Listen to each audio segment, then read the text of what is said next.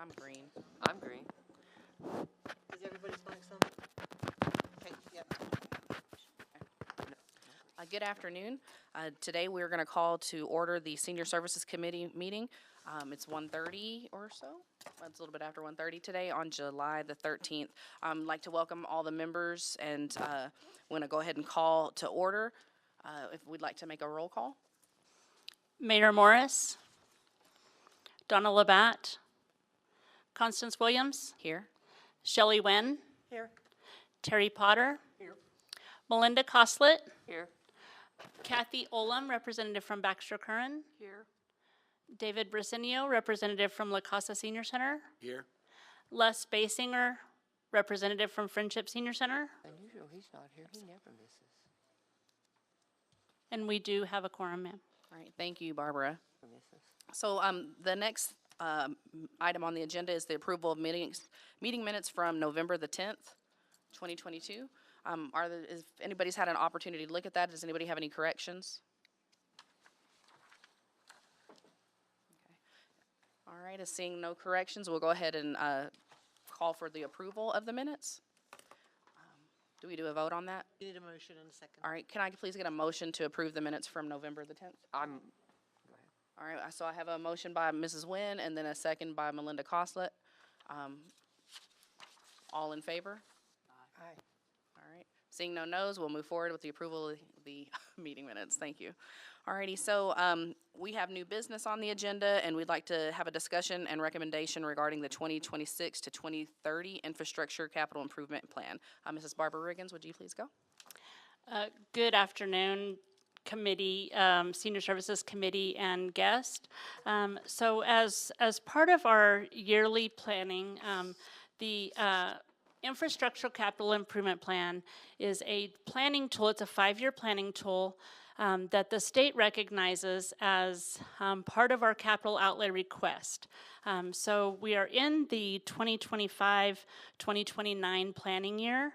And I've met with our assistant city manager and recognized some items that we would like to place on that ICIP.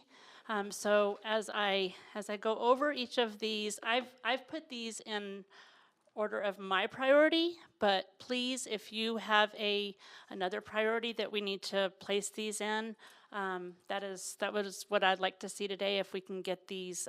So once I have a recommendation from Senior Services Committee, we will take it to the City Commission for approval to be placed onto the ICIP. Our deadline is on September the 8th. So the first item that I have as a top priority is the south parking area of the new Hillcrest Senior Life Center. The current parking lot there now is approximately 56 spaces. So with an additional south parking lot, it would add an additional 89 spaces plus 5 light poles. And the dollar amount that I would recommend to put on there is $400,000. The second item is the covered patio on the east of the building. This would be the structure only. The approximate size, it's kind of an odd size, but the approximate size would be about a 60-foot by 40-foot covered area, for a total of $550,075. And then the third item would be for a movable partition to be put into the Hillcrest Senior Life Center. That item actually had to be value engineered out of our project from the very beginning for us to be able to get to where we are now. But we would like to try to keep that on our ICIP. And that total is $77,000. So the 3 items that I mentioned would be on the 2026 request. For 2027, I have visited with the Curry Resident Senior Mills Association Director, Cherie Davis, and she is interested in trying to add another route to their meal delivery. And so in order to do that, they would need an additional vehicle. So a meal delivery vehicle in the amount of $70,000. In 2027 as well, I'd like to place on there the plan and design for phase 2. So that would be a total of $500,000. And then for the 2028 planning year, we'd like to put on there the construction of phase 2, which would equal $8,700,000. With that, I stand for any questions that you may have. Can you please repeat the amount that the phase 2 is going to be, or cost? For the planning and design or construction? The construction. The construction phase would be $8,700,000. Thank you. Would you, I don't know, care to speak on what that includes and what we're looking at that to be? My baby. So phase 2 is more areas for activities, possibly a larger recreation area where we could do different exercise classes. We could even have exercise equipment, maybe pickleball, shuffleboard, different things like that. We're also looking at a possible lecture hall, what I call a lecture hall, but it could be used for educational purposes, talent shows, plays, karaoke night, karaoke day, I guess you could say. And those, it's not limited to that. Of course, that's just kind of a preliminary, idea of what we would have in that facility, as well as another set of restrooms. Okay. And my last question is it to the east that it would be built? It would be to the west. To the west, okay. And if I can add also, so the ICIP is for municipalities within the state, as well as tribal and senior centers. And so we actually have an advantage because the senior center ICIP is separate from the city ICIP. We do not have to compete with city projects such as water or infrastructure. We have that advantage to be able to apply for funding through the State and Aging Long-Term Services Department. That is an advantage. Thank you very much. Yes. Does anybody else have any questions? Alrighty.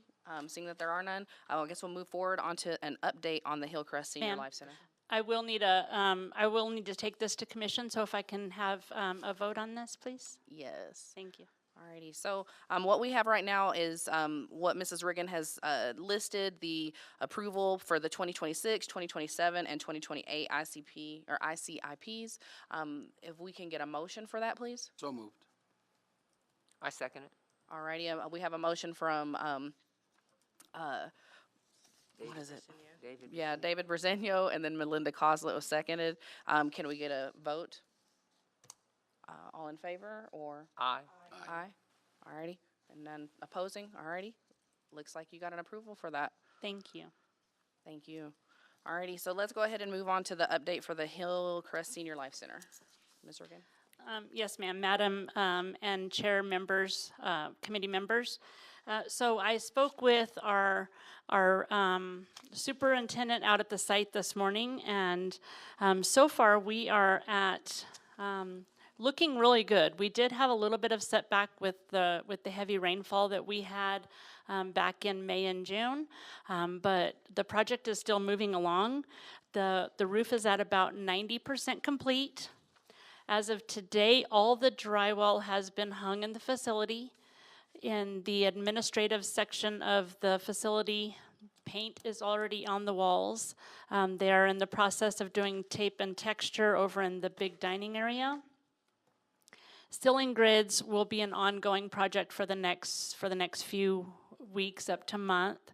HVAC they're currently doing wiring for the units and waiting for most of those units to arrive. The tile is complete in the restrooms, as well as I believe some of the hallway is starting to be tiled as well. Window frames are complete. The glass should arrive around August the 8th, and then it'll all be installed. But overall, the project is doing very well and just moving right along. Excellent, excellent. Any questions from anybody? What time of the year, or was it in May that we did the tour? Yes. Okay. Yes. Alrighty, and is it still on timeline with those, you know, They, the rain that we had? our contractor is working on a schedule because we did have a little bit of a setback, but he does not believe that it's going to affect anything. They're trying to stack some contractors, overlay some different duties in the facility so that we can maybe make up some time. He thinks that we're still on schedule for October-ish, maybe towards the end of October or maybe early November. Okay, excellent. Alrighty, well, thank you very much. Now we'll move on to reports. Do we have any committee members in general who would like to make any reports? Alrighty, let's go with senior services. Mrs. Reagan. Thank you. Thank you so much. So I just wanted to let the public know a few things that we have going on. We've started a pilot program, which I've been talking about this for a few months now. We have finally been able to hire a driver, and this program has just hit the ground running. I mean, it is. We have so many phone calls every day. It is a senior 50 plus. Free to the seniors. We're trying to do transportation like between here and Portales, and then as well as the surrounding areas. So if somebody in Melrose, Grady, Texaco needs transportation into Clovis to come to a doctor's office appointment or even go to the hospital, it's non-emergent. We're trying to offer this service. So far, we are on an average of about 24 on Monday, Wednesdays, and Fridays, and this does include 2 trips to Portales and back. And then on Tuesdays and Thursdays, we have approximately 14. So we have seniors that are going to dialysis, seniors who are still working. I met a lady the other day that was 87, and she's still working, and so we're providing transportation for her. And we get calls every day for this service. So if there are any seniors out there that are needing transportation, they can contact us at 575-769-7908. We have to look at scheduling to see if we would be able to fit you in, but we will do our best to accommodate. And then another activity that I wanted to bring to your attention is the Old Timers Day Luncheon. So this luncheon is going to be held on August the 19th at the Curry County Event Center. We've had to move our times back just a little bit, so if you're used to coming early, we ask that you wait just a little bit longer to come down. Registration will begin at 10:30. They'll have live music from 11:30 to 12:30. As of now, I do not know who's going to be providing that live music. Lunch is going to be served at 12:15, and then the award ceremony will be at 12:30. The Curry County Event Center is the one that hosts majority of this event, and so we're so thankful that they're able to continue to do that, because without them, we wouldn't be able to do this event. So they will also do awards for the eldest pioneer man and woman, and then the pioneer who has lived in Curry County the longest. We'll have door prizes and food and just lots of fun. So if you have any questions, you can again call that number, 575-769-7908. Thank you. Barbara, I have a question. Last year, was it because of the rain that we had to be on the walkway, or is that the normal design? That is how we've been since we've been over there. Okay. Many years ago, probably 6 years ago, we were actually in the pavilion, and we became too crowded. So we had to move over to the Curry County Event Center, and so all of the festivities are up on the walkway. Last year, they had to move in the turtle races and the sack races and all their youth activities because of the rain. I did speak with the event center this morning, and they are going to be moving that back into into the center again, or into the event center again this year. So they've asked if we could do our check-in at the west door, where seniors are normally used to coming in through the kind of the east side, southeast side. They've asked that we come in through the west side of the building, just to avoid the congested area there at the front doors. So it's going to be a fun day. So if anybody would like to come out and join us, again, that's on August the 19th, and registration starts at 10:30. Anybody who participates with the Old Timers Day Luncheon will also receive a pass to get into the fair for free from 10 to 2, or 10:30 to 2. Alrighty, thank you very much. Alrighty, so next we will move on to, we don't have anybody from Friendship, do we? No, okay. Let's go to Baxter Curran. We have Mrs. Kathy Oldham. Thank you. You're welcome. In addition to the things that are already on our schedule that people can come in and pick up the calendar and check out, I do need to let everybody know that our kitchen is closed. We're having some roof work done and some repairs inside the building, so it will be anywhere from 2 weeks to, I don't know, hopefully not 6, before we get that back open. And we're still trying to do business as usual as much as we can, so just be aware that the kitchen is open, so no breakfast on Thursdays, and we're sorry about that. And I think that's about the only change that we've got. We've got a new board, so the new board has taken over, and there will be some changes coming, but right now we're pretty status quo. Kathy, tell them who's on the board. Oh, okay, the president is Jeff Green. I am your vice president. The secretary is Patty Patty Hillock. The treasurer is Tina Miller. And then the board members, the directors are Danny Breja, Shirley Murray, Jimmy Mays, and David Braille, And Carl. and Carl Coslet. And so that's your new board. Thank you. Awesome. Thank you very much. Next, we'll have David Brazino. Sure. We are, like the city program, we're now fully staffed in regards to our transportation program. We have 1.5 drivers, and so we're able to open up that. So if you ever find somebody you can't get in, give us a call.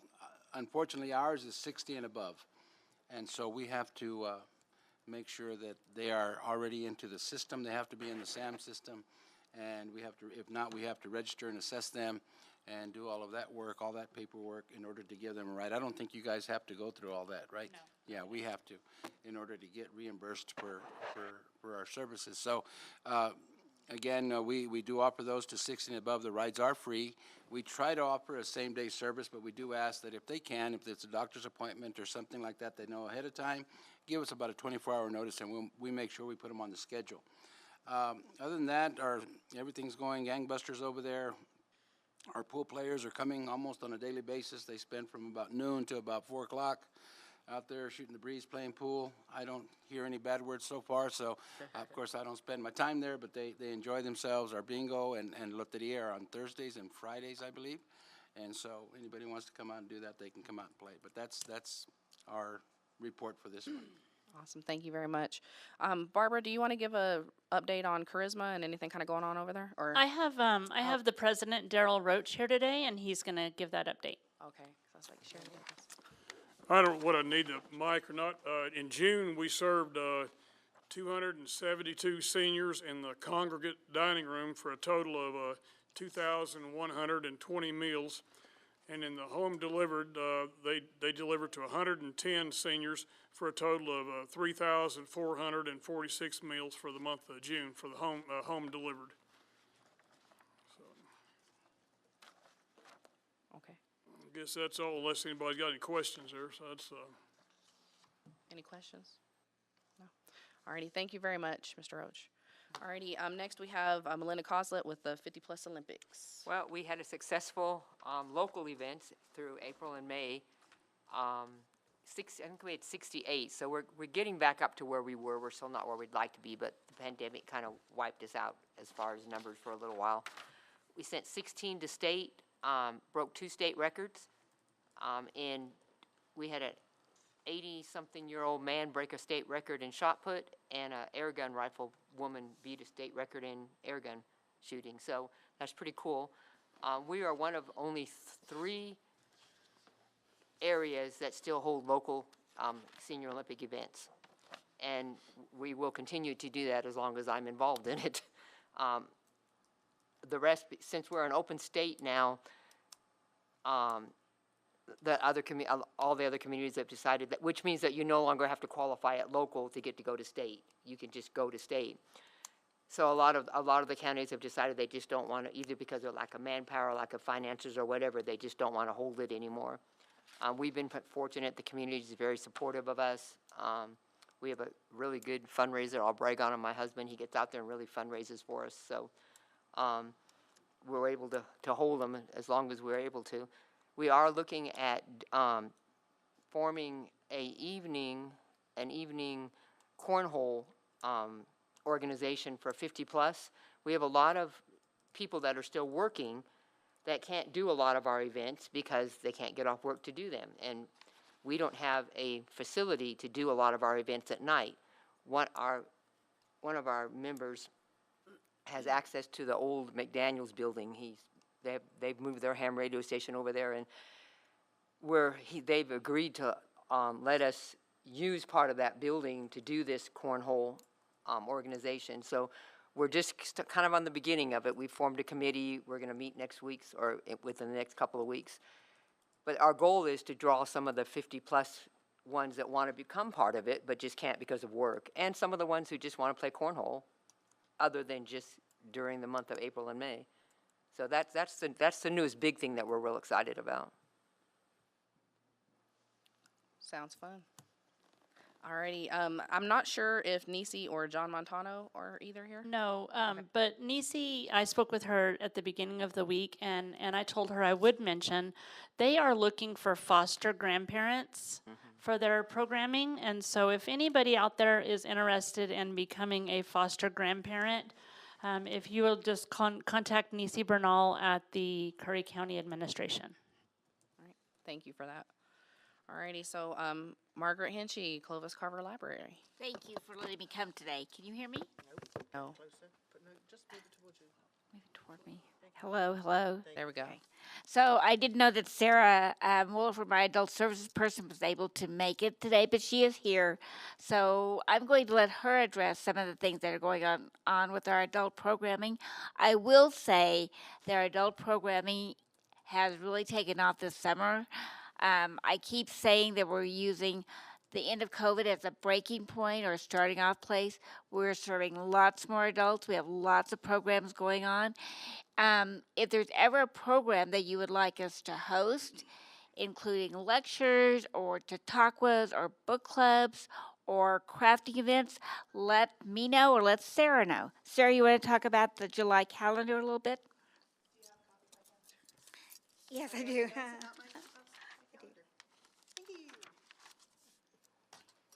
Thank you. Hello, all. I'm Sarah with the Adult Services at Clovis Carver Library. I presume I'm supposed to be up here. Hi, we're doing things. If y'all can see my calendar, this is my July calendar, and I have an event going on just about every day this month. I'm tired. There's a lot of running involved in this. But we've got lots of things going on. For the summer, we do Monday movies every Monday night. We do a family PG-13 movie. Just bring the kids, bring yourself, bring your dinner, come watch a movie with us in the free air conditioning. Promote. Tuesdays, we've got a lot of craft programs going on. This week, Shelley led our Quilters Tuesday. They meet once a month. We had a full house of 14 registered, 12 total attended, I believe. Very good night there. Wednesdays in the morning or afternoon, we have either a meeting of our Page Turners Book Club or, let's see, that's in the morning. In the afternoon is our Stitch Addicts group. We meet, let's see, Stitch Addicts meet twice a month, 4 times a month. Twice on normally Monday nights. For the summer, it's Tuesday nights. and then also 2 Wednesday afternoons, where we did have a specific project for people to come in and work on. Everybody's got so much on their own plates that we're just letting people come in and do a stitching bee. We sit in a group, we have fellowship together, and we work on our projects so that we can have our Christmas gifts ready in time, hopefully. Let's see, go back to page turners. We meet Wednesday mornings at 10 or Thursday evenings at 6:30. Twice a month, we'll talk about what are you reading, just a general thing. If you're reading something, but you're not interested in the book club book, you have something to talk about. We also have a monthly book. Twice a month, we'll discuss one book that we're focused on. This last month, we read March. It's a graphic novel adaptation, or not adaptation, it just was a graphic novel of John Lewis and his history with the peaceful marches, working their way towards the march on the Edmund Pettus Bridge. For a lot of people, it's their first time experiencing a graphic novel. I personally love that we were able to do this. You get something from a different point of view, a different way of seeing. This was real history, so it's a different way to absorb something, and a lot of us really enjoyed having that option. Come check out the library because we do have several adaptations, graphic novel adaptations of a lot of the classics. So I believe we have Great Gatsby. I know we have I just lost it. Pride and Prejudice and The Handmaid's Tale, which that's a hard read, let me tell you. Putting pictures on it makes it more real. We also have, we've met twice a month, or twice this summer for our Color Creators group. Again, it's crafting for your mental health. Just sit and be calm, and for 15 minutes or an hour and a half, sit and color and just breathe and keep it in the lines. Or don't. Wherever your soul is taking you right now. So it's a good thing. So we just get together, sit, color, and have some fellowship. Margaret said we have some crafting programs. We've had, in June, Margaret led us through a painting program, very well received. Looking forward to doing this again. And this month we're making bath bombs. And this fall I plan to do a homemade bird feeder. And we have more painting programs coming up. But yeah, like she said, if you have any ideas or suggestions on something that you'd like to see us do, that you want to do but you don't want to set up at home, holler at me. I love ideas. I will take ideas. There's too much out there and I get overwhelmed on Pinterest. So focus in and send me the thing that you want to work on. We have a genealogy. You want to mention Curry County Extension Office? Yes, Curry County Extension Office came in and did 4 presentations for us once a month on the 3rd Tuesday of the month. We hope to invite them back again this fall after they're busy with their summer programs. But we had a presentation from Zandy Bunch on helping your garden to grow and pollinating. We had a presentation on how to, when you go to the grocery store, how to find the best produce there and what's going to get you your best value, what you're going to last longest on your shelf before it goes awful in ruins like happens in my house.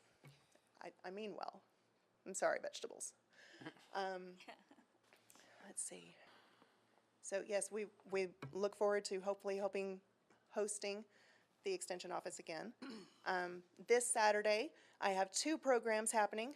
Genealogy Workshop happens once a month on the 3rd Saturday of each month, 10 o'clock.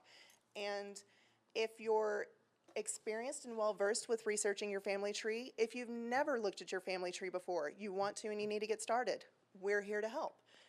Beverly Duncan leads our group and she'll give you a lot of good pointers, and everybody here is willing to step in and help people with their research. We love it. We love making those connections. Saturday at 1 o'clock, we have a local guest presentation.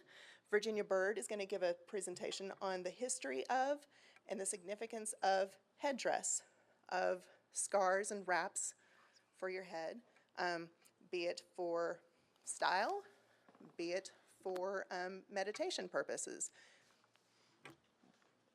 Come and find how to do this. Let's see. We host a blood drive, right now once a month. Vitalent Blood Services comes in, and this month on the 27th and 28th, Thursday and Friday, we have the big summer blood drive. It's the Battle of the Badges, the cops versus the fire department. Who's gonna bring more people in to donate to their cause's name? And then can Clovis keep the record? I think we're 3 years running having the most donations for the Battle of the Badges. Can we keep that up? Can we beat Roswell again? It's not just about football. We compete in blood drives. What else? There's a lot. There's a lot. There's a lot. It's exciting over there. Like I feel like And I'm missing out. I need to- we are Come on, hands man. down active. I will compliment both Sarah and my children's services, Ashley Maestas. Our numbers are great. We continue to serve the community. We are open to ideas for any kind of programs you want. We will make it happen. Awesome. I know We my will son, make it happen. I'm here for. Yeah, my son mentioned the Lego, Lego's very class. He's like, popular. Mom, I gotta get to the library, and I'm like, oh, please. So This morning we had the theme this summer for our summer reading program is called All Together Now, and it's through a collaborative summer reading program group. So this morning we hosted the firemen, and we had over 30 children come and see what the firemen do and sing firemen songs and read firemen books, and the kids just love it. So, and like I said, Sarah and Ashley do a wonderful job in all their programming, but we are always open to know what is needed and what is wanted and what people want to see and what will bring people in. The library's the best gig in town. Everything's free. so if you don't know, catch up. Oh, there we go. That's right. Thank you very much. Thank you all. Appreciate y'all. Alrighty, and last but not least, Miss Darlene Gonzalez from New Mexico Area Aging. Good Welcome afternoon. back. I don't know if I need the microphone. Good afternoon, everyone. My name is Darlene Lopez Gonzalez. I represent North Central Area Agency on Aging. We serve the elderly. We serve 32 counties in New Mexico.